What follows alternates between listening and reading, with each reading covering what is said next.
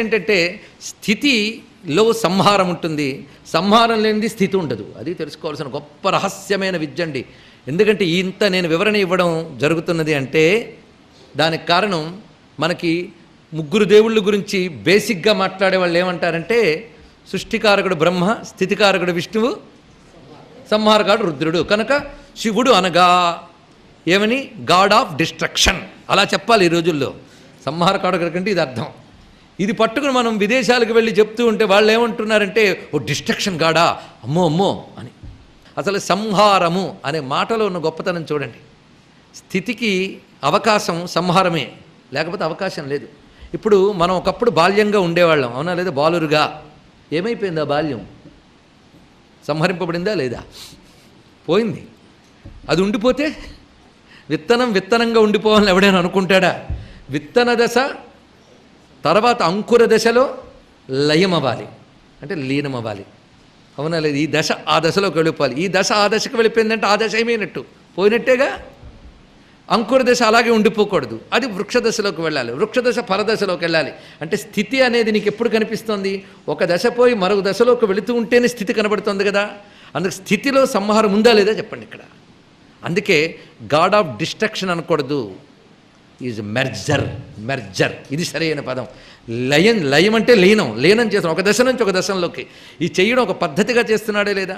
ఎంత పద్ధతి అంటే ఒక డిసిప్లైన్ అయిన కూర్పునే హారము అంటారు. హారము అంటే కూర్పు, అవునా లేదా? ఆ హారము ఉపసర్గలు. అందుకే చక్కని హారములాగా ముందు ఏం జరిగింది, తర్వాత ఏం జరగాలి తెలియాలండి. నిన్నటి వరకు ఏం జరిగింది, మళ్ళీ తర్వాత ఏం జరగాలి తెలిస్తే కంటిన్యూటీ, ఇది కూర్పు.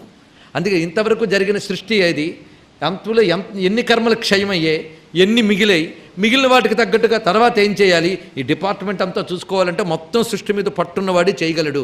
ఆ పనే సంహారము, చక్కని కూర్పు. ఇది అర్థం. అంటే నాశనం అని కాదు, ఇది తెలుసుకోవాల్సింది ఇక్కడ. అందుకు స్థితిలో లయ ఉందా లేదా? లయ లేకపోతే స్థితి ఉందా? సూర్యుడు ఉదయం వచ్చాడు అనుకోండి, అలాగే బాలసూర్యుడిలా ఉండిపోతానంటే రోజేం బాగుంటుందా? అలా ఆయన మధ్యాహ్నం సూర్యుడే సాయంత్రం వెళ్ళి మళ్ళీ వస్తున్నాడు. ఆ లయ స్థితి కలిసే వెళుతుంటాయి. అందుకే అజ్ఞానులు స్థితి వేరు లయ వేరు అనుకుంటారు. జ్ఞానులైన వాళ్ళు లయ లేనిది స్థితి లేదు, స్థితిలో లయ ఉందనుకుంటారు. వాళ్ళే శివాయ విష్ణు రూపాయ అంటారు. ఇది దీని యొక్క అర్థం. శివాయ విష్ణు రూపాయ అంటే శివుడు వేరు విష్ణువు వేరు అనుకోకూడదని చెప్పడం కాదు ఇక్కడ. వేదం దృష్టిలో స్థితి లయల్లో ఉన్న సమన్వయాన్ని అర్థం చేసుకోవాలని చెప్పడానికి వేదము శివాయ విష్ణు రూపాయ అన్నది. ఇది తెలుసుకోండి ఇక్కడ. ఆ కూర్పులో అంతా ఉన్నది. ఇది గమనించుకోవాల్సిన అంశం. ఇది మనం అర్థం చేసుకోవాల్సింది పంచకృత్యాల్లో. అయితే సృష్టి స్థితి సంహార తిరోధాన అనుగ్రహములను 5 కృత్యములు ఉన్నాయి. తిరోధానం అనుగ్రహం అంటే ఏమిటి? మరుగుపరచుట. తిరోధానం అనగా ఒక వస్తువు పోయింది, కనబడుతుందా? మళ్ళీ ఎక్కడికి పోయింది? మరుగుపడిపోయింది. మరుగుపోయిందని అలాగ పోయిందంట మళ్ళీ వస్తుంది. సాయంత్రం అయ్యేటప్పటికి సూర్యుడు వెళ్ళిపోయాడండి, లయమైపోయాడు. మళ్ళీ కనబడుతున్నాడా? లేదు, తిరోధానమైంది. మళ్ళీ పొద్దున్నే నిన్నటి దాన్ని ఎలా ఉందో అలాగే వచ్చాడా లేదా? అలాగే మనం రాత్రి వరకు ఉదయం లేచాం సృష్టి, మధ్యాహ్నం అంతా పనులు చేసాం, సాయంత్రం వరకు స్థితి. ఇంటికి వెళ్ళిన తర్వాత నిద్రపోతాం. ఎక్కడున్నాము ఏమిటి వేను గుర్తున్నాయండి? అసలు మన రూపం కూడా మనకు గుర్తుండదు, అంత నిద్రపోతాం. అదంటే ఎక్కడికి పోయింది? మరుగుపడిపోయింది. ఎక్కడ మరుగుపడింది? మరుగుపడింది, అంతేగా నాశనం అయిపోలే. మళ్ళీ లేవగానే ఏమంటాం? నిన్న ఎక్కడుందో అక్కడి నుంచి కంటిన్యూ చేస్తున్నారు. దీన్ని బట్టి నీ స్మృతులు నీ స్థితి నిన్న ఎక్కడ లయమైపోయిందో దాన్ని అనుసరించి గ్రహించేవి గనక అనుగ్రహం. ఇది తెలుసుకోవాల్సింది ఇక్కడ. కనుక సృష్టి స్థితి సంహారములైన తర్వాత ఇవి మరుగుపడతాయి. తర్వాత సృష్టి యందు ఇదివరకటి సృష్టిల్ని అనుసరించి గ్రహింపబడతాయి. ఇదే సూర్య చంద్రమ సౌధాత యథాపూర్వం అకల్పయత్ అని శాస్త్రం చెప్తున్నది. యథాపూర్వం అకల్పయత్. అంతేగాని కల్పకల్పాలు మారిపోతుంటే సూర్యుడిని ఎలా సృష్టించాలి, పంచభూతాలు ఎలా ఉంటాయని మారుతూ ఉంటారండి. ఏ కల్పమైన ఇదే సృష్టి.